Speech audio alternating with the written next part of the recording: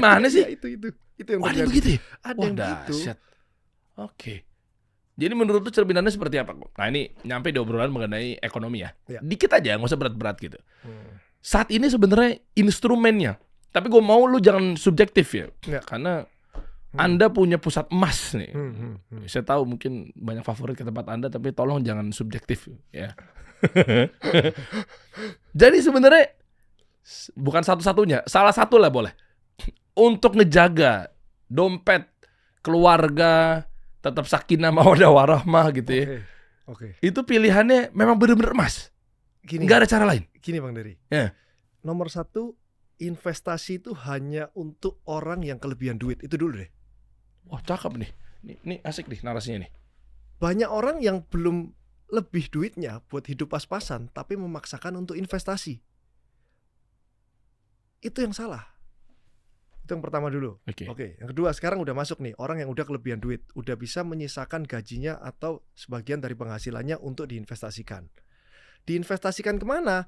Kalau kategorinya uangnya masih kecil, belum banyak, investasi taruh di, boleh beli USD, taruh rupiah pun nggak apa-apa, taruh emas juga nggak apa-apa, taruh Bitcoin nggak apa-apa.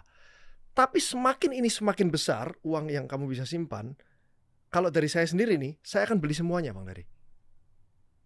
Saya emas ada, Bitcoin ada, USD ada, Singapura dollar ada, semuanya saya ada. Bonds ada, FR ada, properti ada, semua instrumen saya ada. Kenapa? Kalau USD turun, ada yang naik. Kalau Bitcoin turun, ada yang naik. Jadi satu turun, satu naik. Apapun yang terjadi di dunia ini, saya tetap tidur enak. Gitu. Itu kalau yang kelebihan duit. Iya. Gimana caranya eskalasi dari yang duitnya pas-pasan, pengen jadi kelebihan duit? Bukan dari investasi yang jelas. Oh, dari? Dari kerja dong. Cash cow-nya, dia kerjanya yang difokuskan.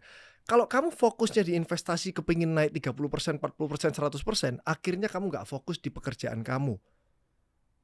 Kamu sebagai karyawan juga nggak ada promosi, kamu gitu-gitu aja mikirin investasi kamu. Sebagai pebisnis juga kamu nggak bisa naik terus karena mikirin investasimu yang nggak naik-naik. Atau habis naik terus turun lagi. Fokusnya itu di kerja, cash cow-nya untuk cari duit. Terus baru taruh di investasi. Investasi 10%, 20% setahun udah sangat-sangat bagus. Yang naik level itu dari kerjamu yang difokuskan gitu loh. Cakep. Dapat ya gue potongan TikTok nih. Bagus tuh motivasinya tuh. Catat teman-teman ya, jangan lu pinjol lagi lah buat investasi lagi. Nah, tapi gini, kita menyasar kepada audiens yang memang katanya kan lu bilang suruh kerja. Oke. Anggaplah kerja berapa ya? Rata-rata UMR aja kali kita pakai dong ya. Oke, 5 juta ya. 5 juta. Nah, ini gue demen banget ya. Ini karena grassroots-nya, akar rumputnya mayoritas ada di sini nih kok. Kalau lu bisa bantu cakep banget nih.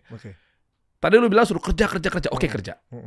Tapi 5 juta nih dia. 5 juta ya. 5 juta penghasilan dari 5 juta untuk ke keluarga berapa sih biasanya?